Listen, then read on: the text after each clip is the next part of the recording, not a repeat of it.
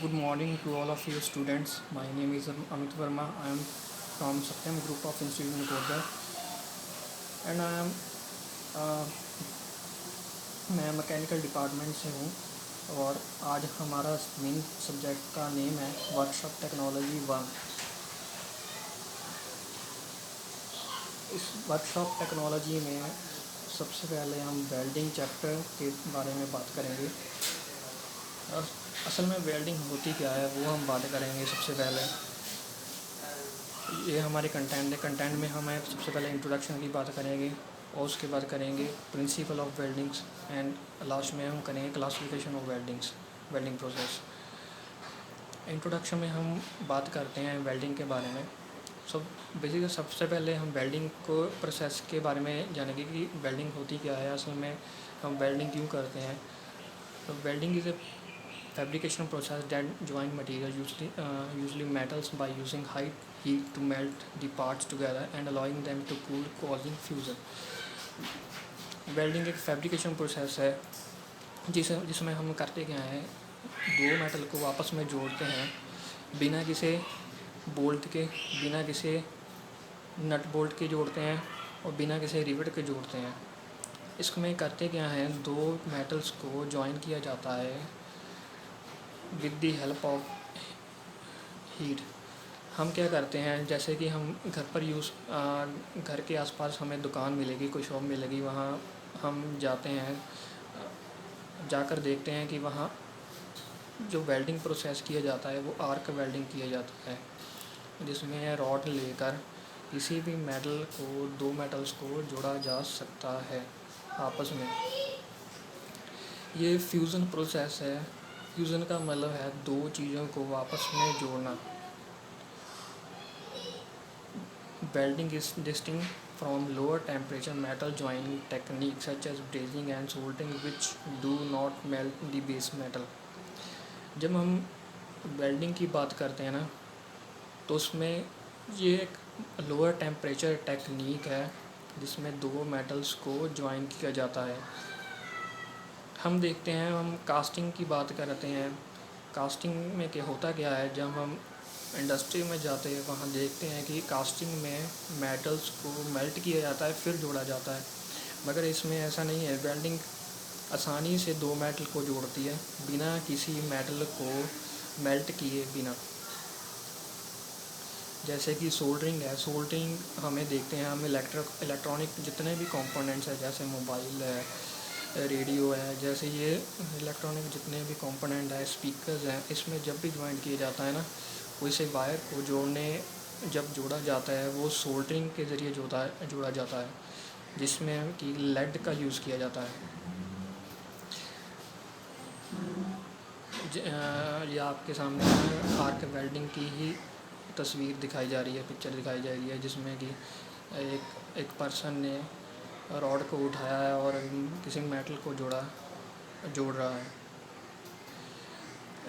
आगे हम बात करेंगे वेल्डिंग प्रोसेस के बारे में। कई प्रकार के ही there are many welding process. First of all हम बात करेंगे कन्वेंशनल वेल्डिंग, यानी कि जो पुराने समय में यूज़ किए जाते थे वो वेल्डिंग प्रोसेस, वो हम बात करेंगे। सबसे पहले हम कन्वेंशनल वेल्डिंग जो पहले यूज़ की जाती थी, जो पुराने यूज़ की जाती थी वेल्डिंग, वो है forge welding, gas welding, arc welding, resistance welding, ब्रेज welding. Arc welding तो हम भी अब भी यूज़ करते हैं, मगर वो पुरानी टेक्निक है यूज़ करने की। गैस वेल्डिंग भी हम पहले यूज़ किया करते थे। फोर्ज वेल्डिंग का मतलब ये है कि फोर्जिंग प्रोसेस के द्वारा वेल्डिंग की जाती थी। आगे है modern weldings.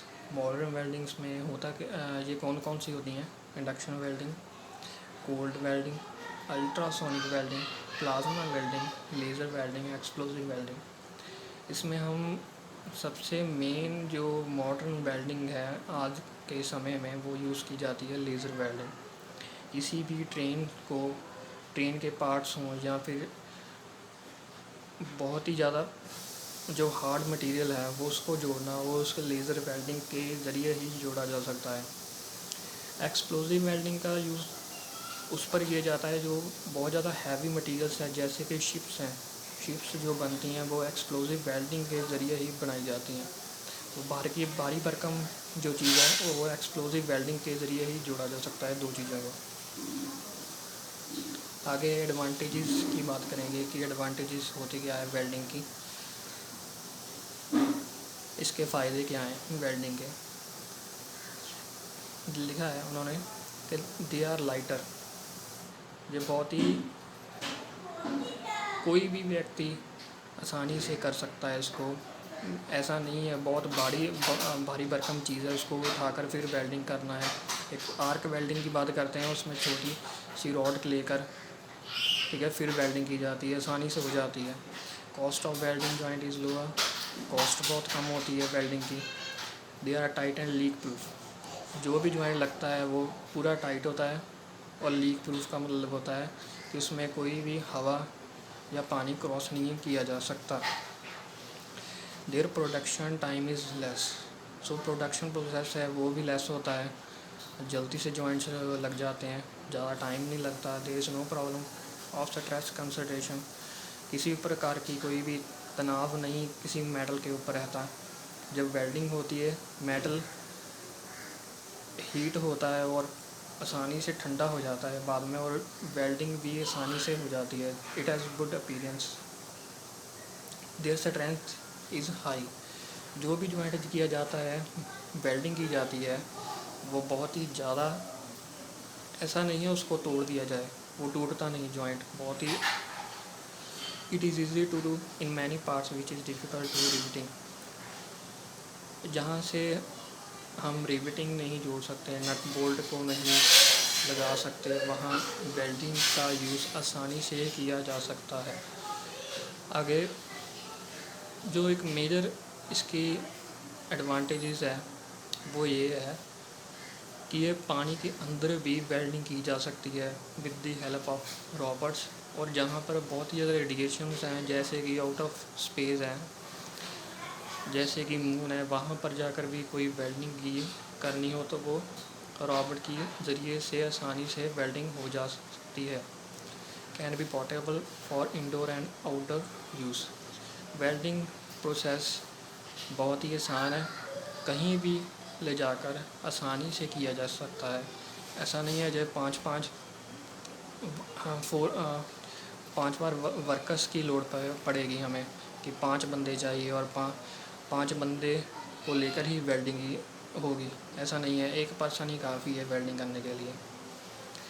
Disadvantage of welding joints, disadvantages इसके नुकसान क्या हैं। Welding joints are more brittle and therefore their fatigue strength is less than member joint, welding joint जब जुड़ जाते हैं दो मेटल वेल्डिंग के ज़रिए तब वो बहुत ही ज़्यादा हार्ड हो जाते हैं, वहाँ से उसको तोड़ा नहीं जा सकता, उसको बेंड नहीं किया जा सकता, वहाँ से जॉइंट से बेंड करेंगे वो टूट जाएगा, बहुत ही ज़्यादा ब्रिटल होता है। जैसे कि चीनी के बर्तन होते हैं, जैसे घर पर चीनी के बर्तन ऊंचाई से नीचे फेंक दो टूट जाते हैं, वो ब्रिटल होते हैं। ऐसा ही जब वेल्डिंग जॉइंट होता है ना वो भी ब्रिटल बन जाता है बहुत, उसमें ज़रा सा भी कोई शॉक लग जाए वो टूट जाएगा वहाँ से। ड्यू टू अनइवन हीटिंग और cooling of the member during the welding the member में distort resulting in additional stress,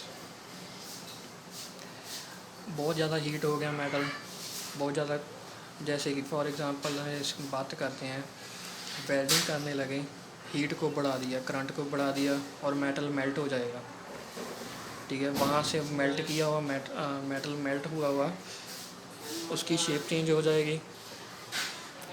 और जल्दी कूलिंग करेंगे कि किसी मेटल को वेल्ड करने के बाद जल्दी मेटल को कूलिंग करेंगे वो उसमें क्रैक्स आ जाएंगे। Skill labours and electrically required for welding, बहुत ही ज़्यादा स्किल्ड वर्कर चाहिए, लेबर्स चाहिए उसको वेल्डिंग को। ऐसा नहीं है कोई बच्चा उठाकर वेल्डिंग कर दे, ऐसा नहीं है, उसको पता होना चाहिए कितना करंट चाहिए, आगे कैसे करना है, उसको अर्थ चाहिए कि नहीं चाहिए, सब पता होना चाहिए। स्किल लेबर ही, वो जानकार ही वेल्डिंग कर सकता है। A second major disadvantage of many welding process is that the requirement of heat in producing many weld can dis- disrupt the base material microstructure and degrade properties. इसकी major disadvantage ये है कि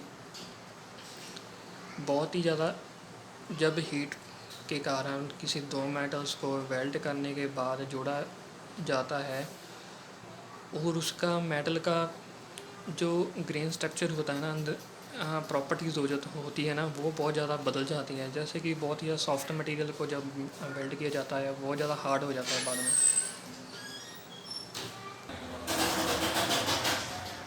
impossible to disassemble joints without destroying detail parts. किसी भी part को disassemble करना हो वो ऐसा नहीं होता, उसको तोड़ने के बाद ही उसको खोला जा सकता है उस जॉइंट को। स्टूडेंट किसी भी रिगार्डिंग दिस सब्जेक्ट में कोई भी प्रॉब्लम हो, if you have any doubt in this subject please ask me. Thanks.